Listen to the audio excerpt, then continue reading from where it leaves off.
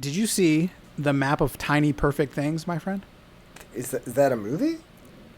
Yeah, fuck, hell yeah, it I've is. not even heard of this. Well, my man, you're not plugged in as well as I am. Apparently, it is a another time loop movie. Oh, Jesus. It just dropped on Amazon. It stars the girl who was in Freaky, Maisie something or other. I'm trying to remember her name. She's good. It's another. It's kind of it's Palm Springs, but more PG-13 Like, and cutesy and like is it like rom-com-y. YA Palm Springs or something like that? Yeah, I mean, where it doesn't really get into the dark subject matter. It's a lighthearted little Andy's Mint of a movie. You know what I mean? If you're having a day, throw that thing on. Perfect date movie. Great for a little Valentine's. You're gonna listen to this after Valentine's Day, but you'll have wish you had thought of this on Valentine's Day if you're listening. It's about like this kind of 17-year-old teenage boy. He is trapped in a time loop and finds another individual who is played by the girl from Freaky, who is also in the time loop. They're just in a small town or whatever, perfect little suburban town, but they just kind of by happenstance run into each other because they understand the patterns of how everything is worked day after day after day after day. So when their paths cross, they kind of immediately figure out like, oh shit, this person's not just one of the robots along for the ride with me. Word. Is it funny, or I've not heard of this at all? It has its moments. It was written by Lev Grossman. He wrote all the Magicians books that I think are on like Sci-Fi Channel now. Okay. It's good. It's lighthearted. It's interesting. It's got that tension of like, will they, won't they, kind of young rom-com stuff going on.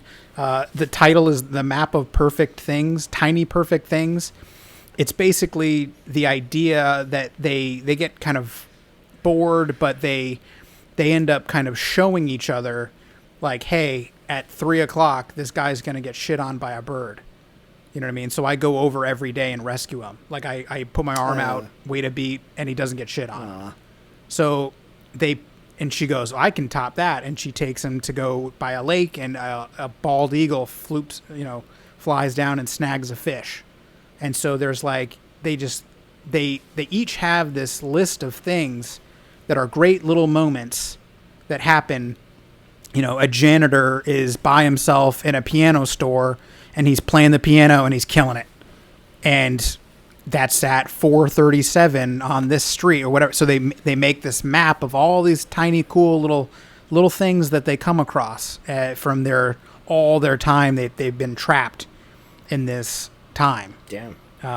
And it's not clear how long they've been there and things like that, but it kind of builds this. So the guy every day, he makes this map, he draws it out and they add to it and things like that. So it's it's a little bit too long, but it's, as time, I mean, if you're a long time listener, we love those time loop movies. Yep. It's you know what I mean? So I'm a damn sucker for them. So, so that fun little movie. That does kind of like, make me wonder, since we have kind of discussed a lot of time loop movies lately, and we have discussed how they've kind of become their own subgenre of like the whole Groundhog Day, repeat the same day over and over again thing. And I think I've stated before, like I've always been impressed how it's like Groundhog Day plus X is a formula that still seems to work pretty well. Like, you get your live, die, repeats and happy death days and everything like that. But do you think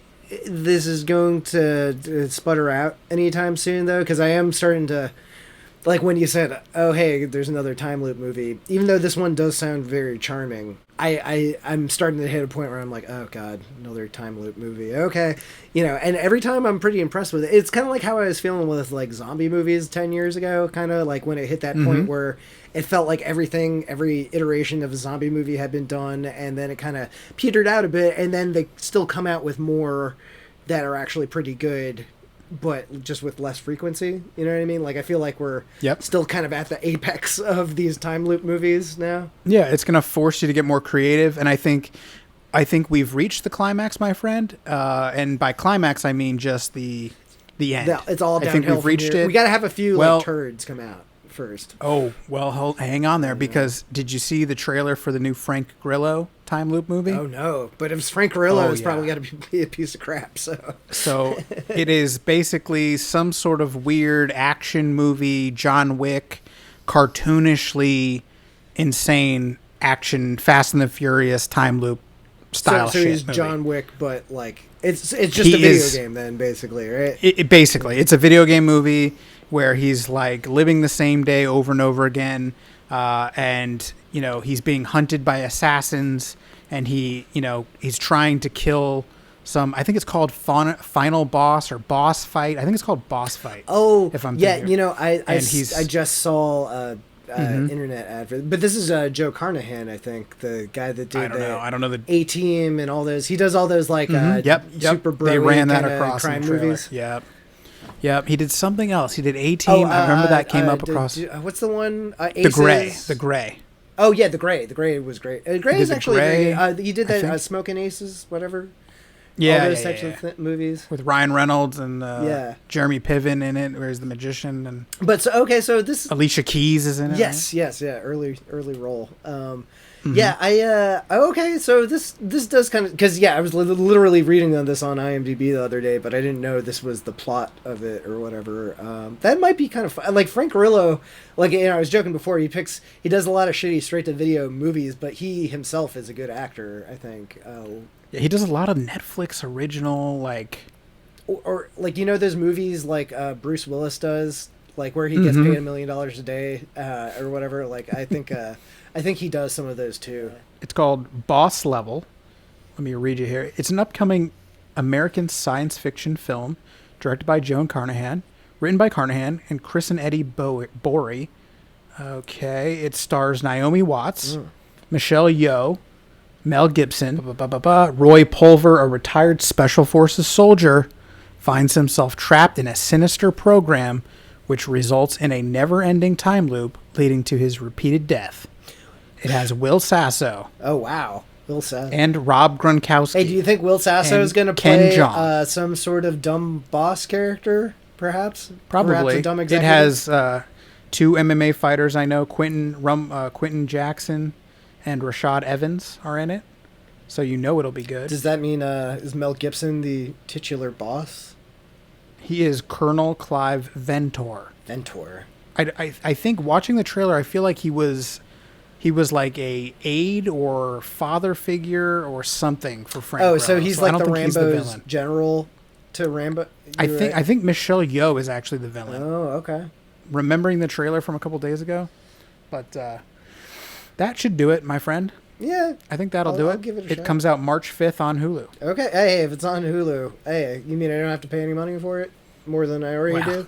You already paid for Hulu, but there you go. That's the death of the time loop movie, my man. So I think you'll have probably a solid decade off. Sweet, man. I'm sad. Long live the time loop movie. We love the. Yeah, just give it a break. Let it breathe a little bit. Yeah. Come back to it in like 5 years. Let it sit on the shelf. Right. Age a little bit. Let the USC undergrads work on it a little bit. Yeah, exactly.